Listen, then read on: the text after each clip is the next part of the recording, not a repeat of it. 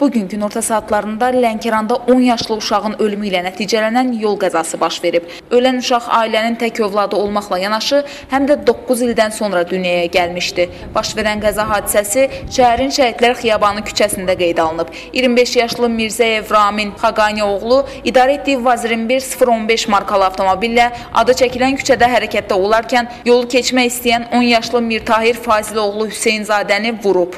Hadisəni törədən şəxs uşağı xəstəxanaya çatdırıb. Həkimlər uşağın həyatını xilas etmək istəsələr də, uşaq xəstəxanada keçinib. Şahidlərin sözlərinə görə sürücü avtomobili yüksək sürətlə idarə edib və nəticədə də qəza qaçılmaz olub. Faktla bağlı araşdırma aparılır.